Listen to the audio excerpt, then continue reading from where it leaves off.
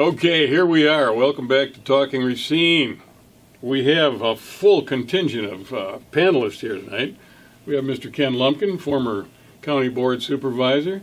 A mayor that moves. Mr. George Myers, yes, sitting in Mayor Dickert's seat.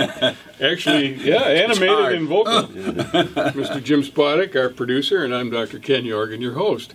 And the episode this evening is going to be titled the Race Episode, because we're going to talk about the mayor's race. And we all have our opinions about that, which we're probably not going to share all that much of, because we want to keep this more on a...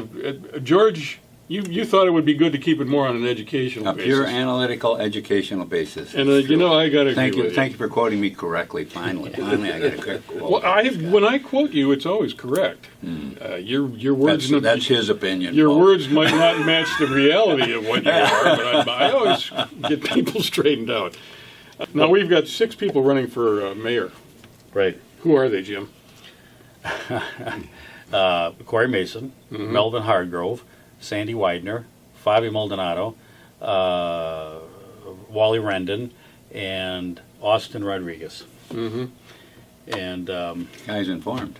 yeah. Yeah, that's So- pretty good. You know, I can never remember Austin's first name. I No, remember young guy, Rodriguez he was runs a fine. business, and what I'd like to do today is just kind of get, there's kind of a 2-tier here. You get the 3, possibly front runners, and then there's the 3 who kind of hold up the back, which have done, I think, very good job. And the 3 front runners are, in your opinion? In my opinion, I would say Corey Mason, Melvin Hargrove, and Sandy Widener. And then the backside would be Wally Rendon, Fabi Maldonado, and Austin Rodriguez. Yeah. I think it's important that we understand too that I looked at the last time we had an election, and this time is just so much different. I think that the 3 that kind of follow the pack, they're going to make a tremendous impact on how this race turn out. Right. No, I agree with you. Yeah, they're not just going to be in the background. Right. They're not the But ones, I think you're correct in the picking, in the way you picked, and almost in order Yeah. of how it might end up. Almost an order. I'll tell you, when this first came, when we were on this last time, Mayor Dickert had been in his office. When he resigned, Corey Mason came up and said, I'm going to run for mayor. And at that time, I mean, it was just kind of this anointing of Corey Mason. Which is a violation of the Hatch Act. Well, yeah, it is, the and part that of should all be Mayor looked at. Dickert, But yeah. at this point, Why be petty about he that? was at City Hall, right, with the city Right. seal there, Yeah. doing campaign stuff. Yeah. How could you This is miss the that, Jim? well, I missed it. Yeah, I didn't miss it. But Slam dunk, There's you so missed much it. stuff you can't keep up with. A lot of people miss that one. There's people out there right now going, what? But anyway, That was an illegal place for him to make but that. the fact was that he kind of came up, and I mean, any disagree or agree, he was the front runner. I mean, and he had Melvin Hargrove, which I'm sure he thought was going to run again, which I think he made indications he was. So I mean, I think that was the mindset, and I'm going to walk into this, and I felt that he had the opinion, or at least his campaign, that they could beat Melvin. And Melvin did well, but I think Corey's not John Dickert. Thank God. Oh, did I say that? Yeah, but I don't suspect that there were going to be other candidates in there, and I think that's where Ken's saying now that game has been there's a different game playing now. George, I want to bring you into this. Uh-oh. Because there was an article in the Journal Times, and you've got a copy of it here, and you got several things highlighted. And please enlighten our viewers if they haven't already looked at the Journal Times article and some of the things that were said about this race, which I find completely illogical, offensive, and arront. That's a pretty good description. I don't know, Here's the I thing, don't know though, your we should- reaction to it. Let's give them a little bit of what it is all the candidates have announced now that they are against the arena, that they Right. feel it's a wrong for the city of Racine. You mean they weren't always against it? Well, I don't know if they all, I think the majority of the candidates came out against it. I think Corey Mason came out kind of late because I think he did some polling and said, holy mackerel. Well, initially he named the arena as one of the things that was foundational to what he supported coming in on the heels of the prior Right. administration. He wanted to carry forth with the programs Yeah. of John Dickert. Isn't somewhere we have the actual quote about carrying the torch? It was in Well, the that Racine was Journal in the newspaper. Yeah, I'll pick up the. Come on, plan George, on picking up the torch of enlighten our viewers the, of the next Jim is administration. laying the foundation, though, because Right. we need this foundation down there. It's a very offensive attitude that they're taking, as far as I'm concerned. Yeah. And it's titled here You're not in the Journal Times: Event Center: City Leaders Undeterred. Now, this completely negates who the future mayor is going to be. It's like you have 6 people running for mayor. They're all opposed to it, but the city leaders don't care about that. They absolutely don't Right. care about that. All 6 mayoral candidates are opposed to it. Now, here's the key behind that problem. Notice all 6, and Jim, you even said that Corey Mesa may have changed a little bit. Well, he did. Why was he changing? Because public pressure was that way. The amount of public supporting it is probably somewhere between 5 and 6%. It's like a huge opposition to it. So it's not only the city leaders undeterred, these mayoral candidates, but they are reflecting the obvious concern and opinion of its electorate, all the people who are voting in this election. I think what they're referring to there in the headline, when they say city leaders, they're talking about the RDA, the Director of Oh, no, you're absolutely right. Yeah. But what I got out of this article too is that they are eliminating the mayor as Oh, yeah, yeah. as one of the Irrelevant. city leaders. Irrelevant. Right. That's what I'm saying. Or any of the candidates. Unrepresentative of the people. That's exactly right. Yeah. And then you get into who the city leaders are, and all of a sudden one of them is Jim Palanek. Yeah. Well, wait a second. He's a bureaucrat. He's supposed to be serving the people and the council and doing their will, not his will. He does not represent anybody. He's not considered one of the leaders. And a resident of Racine for how long? What? A year, maybe? Oh, Yeah. maybe. Less. Whenever he moved here, he kind of was appointed, and then moved in here. So it was shortly after his Yeah. appointment. Well, he was here or he's here for the arena. I mean, that's what he's here for. Yeah, that's what he and, brought and, it and, it, and it rolls on. These Alderman Weiser, Morgan Roth, and McCarthy. I mean, they Is it basically McCartney or McCarthy? McCarthy, basically saying that, hey, we're going to move forward with this, no matter what the mayoral candidates have to say about it.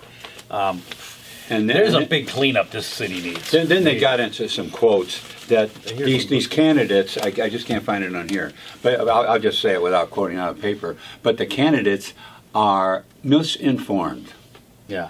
Well, Misinformed about this wonderful project, and once we get them in there, we will straighten them up, whoever wins it. The city leaders are going to straighten up the new mayor and get him or Right, her right. so that they are in support Okay, of let's this go arena. to Now the candidates. that's what I object let's to. go to the candidates. You walk in there. Let's say whoever gets elected walks in there that day. What do they get? What do they have to do? Ken. I would think that under this, whoever become the next mayor, it's going to be different than the previous mayor. I think the city council, with the help of the Journal Time, is setting themselves up now. These individuals that participated in this article is setting themselves up to actually try to politically take control of the city council. I think you're right. You know. but I think it's a very small representation Yeah. that they have. Well, I maybe don't not. think that they have to get 3/4 of that council to approve. That's exactly And the they point have to I was get going to them- bring yeah. up. Well, when I say small representation, I'm saying a small representation of the community. And that's evidenced by the fact that McCarthy says, it strikes me that this is pandering rather than a complete position. The city leaders don't believe in the strength of the candidate's rhetoric. Well, Amazing statement. All of the the 6 of them, evidence- they're all lying. They're all pandering to 85% of the electorate. Exactly. I mean, all of the That's evidence, pandering. all of the polling, everything is that there is strong public opposition to this. Huge opposition. Yeah. I mean, I'm out helping helping with campaign. I haven't found anybody yet that supports that arena. But the thing is, and you ask what's the first thing they need to do, I think the first thing they need to do is come in there and veto it. Now, they can't, phase 2 is yet to come up. Phase 1 has been spent, but phase 2 is the next one. If they veto it, then like Jim pointed out, what's 25%? Four candidates is more than 25%. And we already have 4 or 5 in opposition to it. So guess what, folks? It's dead. Yeah. If the next mayor comes in and veto it, it's dead. And Well, they have to McCarthy get and Weiser and all these 75% other of the 75% of the council has to agree to a veto, or Right. they can't override it. But do we have I mean, Well, four votes is 25% of Right. 15. okay, All right, so if they need 75%, that means they need 12. right? They need 12 votes. You only need 3 votes. 3 votes fails. Yeah. Right. They need 12 votes. Well, there's 12 already votes. That's a lot of votes. There's already 4 candidates that already voted against phase 1. Okay, Right. well, let's talk Steve about the Smetana. candidates. Right. Lemke. Let's talk about the candidates that are coming in. Who is going to be? Who's going to? Here, I guess I'm going it this way. Who's the weakest candidate to come into if he's elected, to come in and say And actually do the veto? and actually do a veto? It's interesting you said he. Well, he's the You latest. eliminated- And I'm not trying to eliminated pick on Alderman Corey, Ryder right but away. the fact No, is, you're not picking on him, but you are identifying him. He is the weakest. I mean, I think we all agree to He's that. the weakest in opposition to the arena. Absolutely, I would say if McCarthy's comment were to come true, it would be with Mayor Mason. He could get switched around. He could be straightened out, and Okay, what about the other two? but- Widener, we've heard her say veto. What about Hargrove? Hargrove have said that he's against it. Yeah. You know. Do you But think before he we go- would? Do you think he let would him- veto let- it if it came yeah. to the desk? If it came to his desk, you I think? believe he would. Okay. But before we go a little further, I'm in the have been in the newspaper business. How was these individual aldermen chose by the Journal Times? Good question. I know it's some. I know. you mean quoted? Chose to quote? Yeah. Okay. I just want And to make sure I understand your all question. of them is in agreement, Mm-hmm. but they are not. They don't make up the entire. Yeah. Well, Well, I mean, they no. did bring in Lemke, who said, I've listened to the people and Santana, but they didn't quote him. Yeah. These are the quotes here. I don't know if it's for sensationalism or is it because they want to put this in a voter's mind that. No, Jim, I've been watching this council a long time. The ones that they've mentioned were the most outspoken about it. Yeah. Tracy Laren, for instance, my alderman. In fact, she might have voted against it. I'm not sure, but I think she eventually voted for it. But she was quiet the whole time. She didn't say anything, And Mary Land finally said something, but Jason Meekma was not quoted at all. But I don't remember him. Well, he kind of flip-flopped on a few things. Yeah, he came out initially. I'm just saying. very I think that's supportive how of they it. picked those Yeah. people because they made the most striking. I mean, for them to quote McCarthy wasn't particularly verbose about it either. For him to make a statement that it strikes me as pandering rather than a complete position, that is a very abrasive. pandering to the 85%. Yeah, that's a very abrasive comment, and of course, the Journal Times likes stuff like that. That's another reason why they might be quoting him because they make abrasive, stupid, ridiculous comments like that. I'm just Regardless wondering. of- Sorry to be abrasive and when I'm saying it, but No, that's it's okay, What's George. that? Be a The brave. Jim Hannity, QA, the thing. Molly Jones, Did hear nothing? nothing. well, Molly Jones, she's quoted in here, but she was one of the voted members. She voted against Yeah. phase 2. Yeah, but I just don't. She and Mike Shields kind of held that little group together, and it amounted to 4 or 5 votes because Steve Smetana was in there, Molly was in there, and Melissa Lemke. Well, of let's course. go There were through 5 candidates people there that a little actually bit. I voted mean, we against it. know there's a problem at City Hall. Right. I think all the candidates, if you read their statements, I mean, all the candidates brought something up and talked about, how a problem at City Hall. But I'd like to get into where are we now? We got a primary on Tuesday. This is going to be released on Monday, the day before the primary. I mean, where do we look at these campaigns? How do we think they're going to shake out a little bit? Who was strong? Who hasn't been stronger? I mean, I'll tell you, some of these ones that you didn't think were Fabio Maldonado #1. I mean, I think this guy came out. I want to just take a minute. I want to show this video he put out, and he's I saw him at the forums, and we were all there.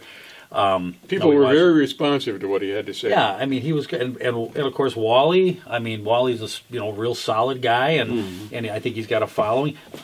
The problem with and then Austin Rodriguez, some nice kid. I don't know. He's a real political novice, though. I mean, exactly. It's obvious that he's very green But those three, but he's a good kid. Yeah, I agree. But I think Fabi. I mean, honestly, I think they're going to siphon some votes away from Corey Mason, who I believe is the front, who at least in the beginning was the front runner.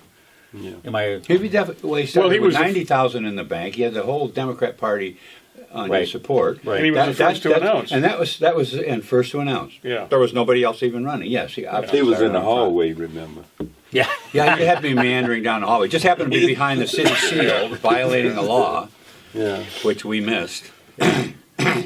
But anyway, let me play that. Let me play that clip, and then we'll come back.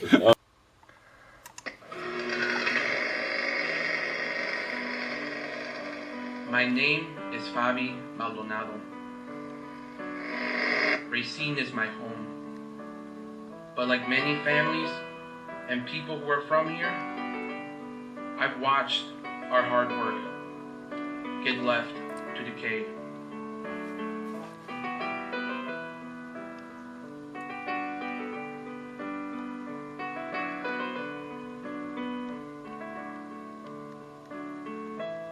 While our local government prefers to legislate instead of listen.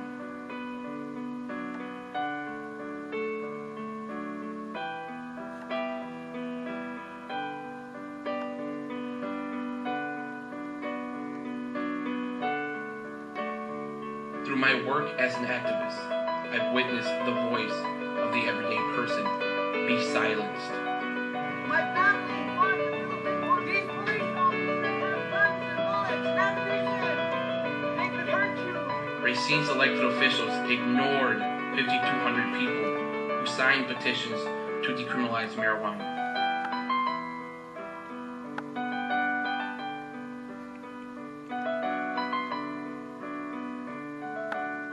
They voted against allowing the citizens the right to vote on their arena.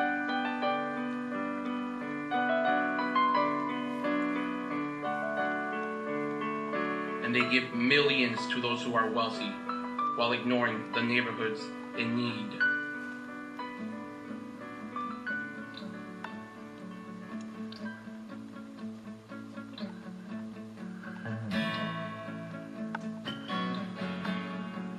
That's why I started the Racine Green Party. That's why we are building a coalition of everyday activists. That's why we petition. That's why we speak to the Common Council. That's why we are searching for candidates to replace current aldermen. That's why I'm running for mayor. My name is Fabi Maldonado, and I ask you to please vote for me for mayor on September 19th. Solidarity.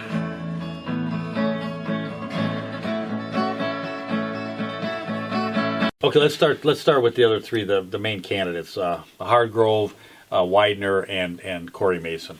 I mean, what do we see? I mean, well, there's only going to be two that make it through on Tuesday. I know, but we got three strong candidates. How do you? I mean, what are we thinking?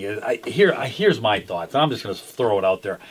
I've kind of watched all the campaigns somewhat, and I got to tell you, I think what's happened here is I think Corey Mason came into this, and I think it was, and I know we disagree a little bit. I think he walked in thinking that it's going to be John Cakewalk. Dickert is going to actually just roll out the red carpet. I'm gonna walk right into it. I'm going to have some you're going to have some opposition from Melvin Hargrove, but we kind of ran against him before. We can maybe manipulate that. I don't think Corey had any idea, because I don't think he was in touch with the community, and I think he walked into a hornet's nest, and it was just, he was in a bubble, and now all of a sudden I got to backtrack on the arena. I got to really change my whole way I'm operating here, and I think the other two candidates snuck up on him.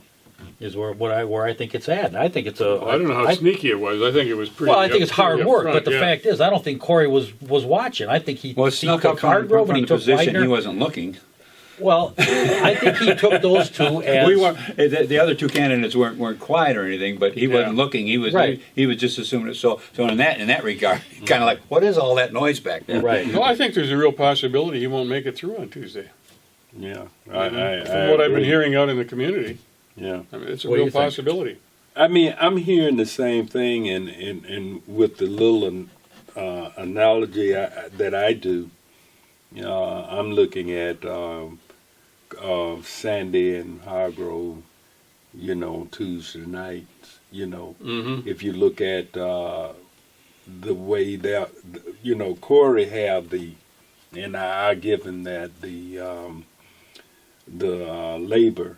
Yeah. But and to have the union, but when you, I think that's where the buck stopped. I mean, I think that Sandy and Hargrove, they pick up a whole lot of the other voters in the city, and the ones that the three that we talking about that kind of running behind Sandy and them, they're going to end up pulling votes that Corey would normally. That's what I get. think too. I think the only one that is going to lose votes is Corey. Yeah. I mean, Hargrove came in with a base. Sandy, I think they looked at Sandy and said there's going to be no base there. But she's been an alderman for 17 years. I think that base was being built for 17 years, and then when she announced it, it came to the surface. And of course, Hargrove has got a base that follows him from the last election. Right. Well, last So election, he's been in the community. I mean, So, in all actuality, Corey is kind of the wild card of those three major candidates. Even though he announced first right. and was kind of the acknowledged front runner because he Right. was the only runner for a short period of time, I think the two strongest candidates of that three are Hargrove and Widener. I think Corey have recognized that, and Corey have also recognized that his possibility of having someone run against him for the state position is in jeopardy also. So he's trying to figure out, how can I come out of this quiet without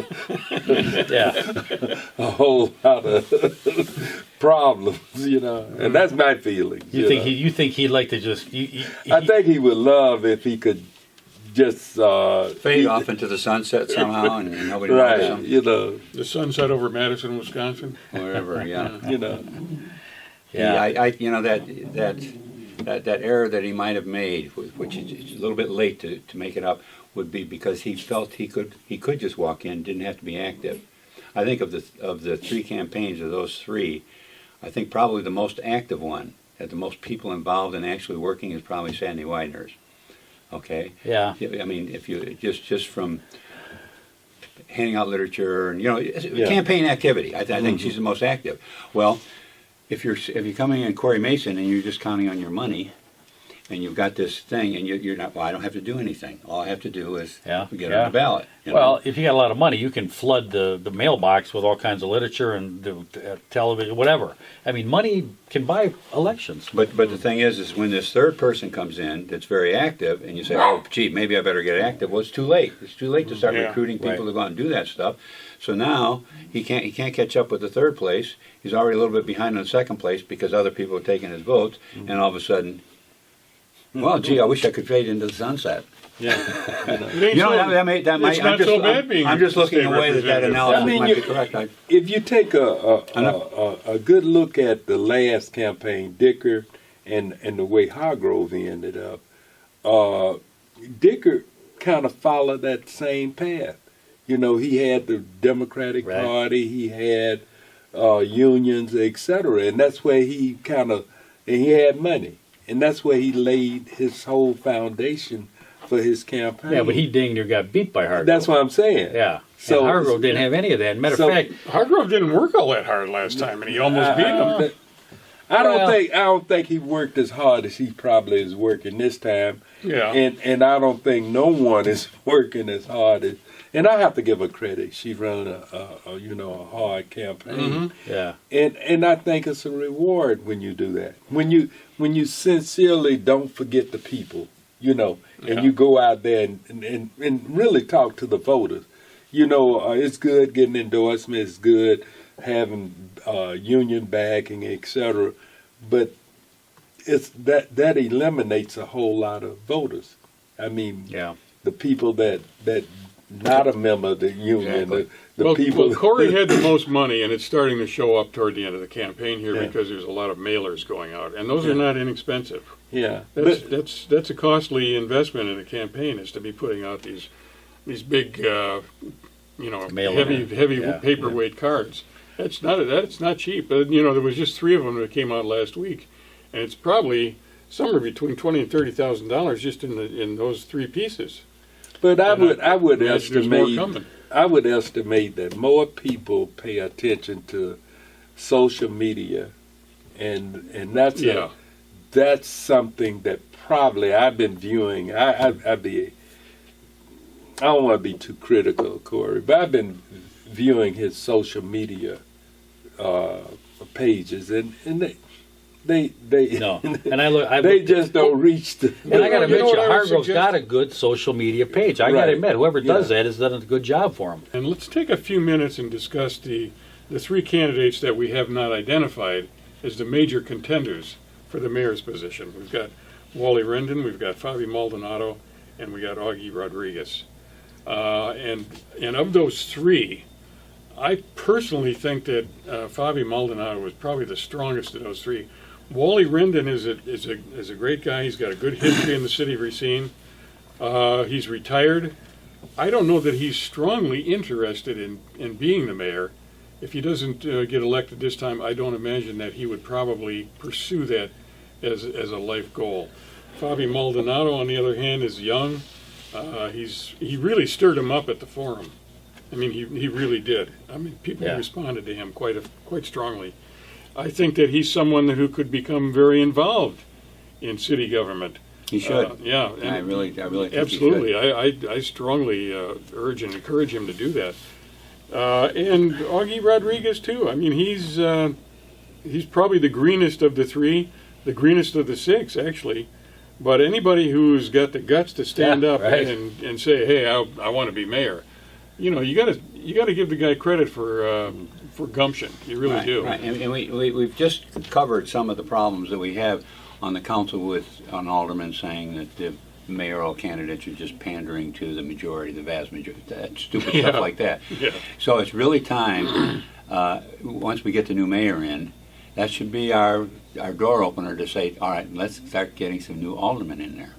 And like Austin Rodriguez and Fabi Maldonado, I would say are 2 very good candidates. I'd like to see them both on the Yeah. council. Yeah. They're independent thinking. Right. They're very philosophically oriented, and I think of the Well, of the and 2, George, Fabi is he- the strongest of. He gets up there and he just asserts himself so Yeah. beautifully. Oh, yeah. I think he could someday be a mayor himself. And you get down the road a little bit, get a little more thing. What about Justin Wheeler, the guy that dropped out? Justin Wheeler would be excellent. Be Another an excellent political one. sharpie. But back to Austin Rodriguez. Austin, I think, has got a good head on him. Mm-hmm. He's competent. He seems intelligent, but he doesn't know enough about city Right. government or the mayor's position to be mayor right now.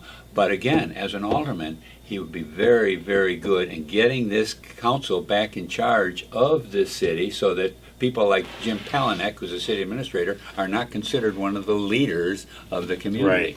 Well, I think there's this void there, there's this vacuum, and they're all trying to grab hold of the leadership.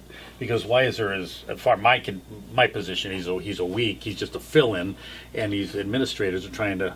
He is. So that- Weiser's just in the river floating down it. Right. He's making no attempt to really change things. Well, because and you people feel want something back. different. There's so many things that we'll get to those other machinery row, the raises for the for the employees. I mean, there's so At the many things. expense of street lights Right. for the I mean, we people. can go into all of that. Yeah, I but the know. fact is, when a new mayor comes in, he's going to have to hit that ground running hard first day.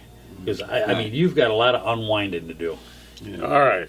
Morgenroth believes that the eventual winner could be convinced to support the project, talking about the arena. I believe that our team in economic development will win over the new mayor, he said. I don't believe that for a minute. No, I really don't. There's. I think you need to wake up, you and other members of the council who think that this is a good idea, and the director of development. And Did they have the garbage city man in there? administrator. Does the garbage man, because he's an employee of the city, did he have anything to say about the arena? How come I didn't get a bigger raise? I think. I mean, the fact is, I mean, No, they're employees. You know, Yeah. they're employees of the city. They were not elected officials. They're not supposed to push an agenda. They're supposed to implement an agenda that the city council puts forth and that the mayor works with. And You know, I mean- in this particular instance, they're saying, well, it was agreed upon by the common council, but now there's no leadership. So instead of somebody saying, hey, let's slow down here on this a little bit, let's not spend any money, let's see what this new mayor has to. All this hurry up. So the new mayor that walks into it, he's walking into this. Gets overwhelmed. Yeah, and when they talk about, well, we can talk him into it, that just tells Why me. did you say he? Again, Well, it's because it was Jim Morgenroth. well, No, he Oh, said- talk him into it. Yeah. yeah. Well, I just think that Sorry about that. Mason You got again is the one that was anointed in the beginning. They still think that if we can get him in office, we can change his mind and get this arena. I don't believe for 1 minute that Corey Mason is going to be against that arena if he's elected mayor. No, not at all. I just think that's. There's one thing I'd like to say on this Morgenroth quote, that he believes we can win the mayor over. Yeah. You know, we're going to convince him that it's all right. No, you're not going to, because it's a really lousy, rotten idea. And my thing is he's one of them that needs to be replaced. Yes. Because they can't see the obvious And here's one of the thing in things. front of them, that this arena is not a city builder. When's the next council elections? April of next April. year? He's the If 13th, you watch so he's that got a video little that we time. showed of Fabi, he talks about that's why he started the Green Party, because we're going to run candidates against these aldermen. Yeah. And that needs to be done. I mean, you know, you win or lose, you're in the game, and you have to educate yourself. That's the biggest thing. Educate yourself on the economics of the community and the how it functions. And you know, you're a representative. You're not a, you know, they want, oh, I'm a leader. No, you're not a leader. You're a representative of a group of people in your district. Ken, you did that for 18 years. Yes, I learned. The council's the governing body, Yeah. but at the same time, you have to, each one of them as an individual has to be smart enough and knowledgeable enough And to know your what's- district. that's right. Yeah, know your and district. represent your district. Yeah. They should not be a rubber stamp for the mayor. By no And, means. No, and that's that's the way it is. And now they're talking about the mayor being a rubber stamp for the council, Right. or some members of the council. Yeah.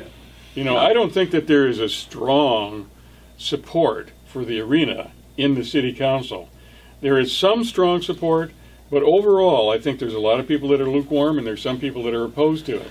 And if all of the 6 candidates who are running for mayor now stand firm with their opposition to the arena, that thing ain't going anywhere. I don't think it's I just think it's the projects, Machinery Road, the POTA project. None of those projects was really thought out well. No. And it's this idea of the city, as far as the mayor is concerned, that development need to come from the mayor's office, and that's not true. No, I agree with you. And it doesn't need to come from the city council. And if you come up with, if the city development come up with ideas, they need to be supported by the people.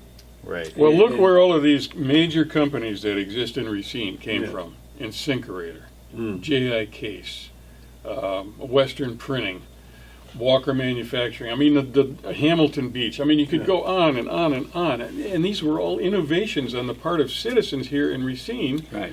And the local government allowed these things to happen. They didn't stand in the way of them. I wasn't around for the history of them, but I'm sure that they worked with the city council and the local government to get these projects up and running, and they became international companies. Right. These We can't depend on Right. some existing international company to come in here and save our bacon. That ain't gonna happen. And that's a what big we- difference yeah. in Foxconn and how Racine has grown. And Yeah. That's an important distinction, I think, Yeah. that you brought out there. And now We need they're to get talking a- about with Foxconn, maybe we need to hold off and see what Foxconn gonna do, and then introduce the arena. I mean, It's everything is based upon untangibles. If this works, this is gonna be great. If this is great, this is Right. gonna be so fantastic. what Right. we need is a mayor that comes in and says, stop everything. Just stop. Let's just Yeah. look at where we are. Let's get transparent. Open up those checkbooks and see what's really in those things, because I question. I think there should be an audit of the whole community. The whole city should be audited. Let's find out exactly where we're at. What are we collecting? What are we spending? And reevaluate where we're at. There's been a rush to spend money. Exactly, Over the last- and that's the last 10 exactly years. what Foxconn It's just- is. As soon as Hurry there- up. As soon as some money gets into that intergovernmental fund, quick, Right. let's spend it. Yeah, let's get rid of it. Is there something wrong we can spend it on? And I don't think any of these candidates, and all three of them, front runners, I think if they're smart, they become that mayor that says, hey, let's hold on, let's not rush into anything, let's quit developing, let's find out where we're at. I think they'll be a good mayor if they can do that. And again, let's go back to the city council elections next April. I mean, the city council really is supposed to be setting the agenda. The mayor implements the agenda that the city council Ken, determines. we've talked about this. Let's be all candid. Well, I don't That think we common can talk about council- it too much. We That need to get common rid of some council of we've these got is unbelievable. I mean, it's got to be.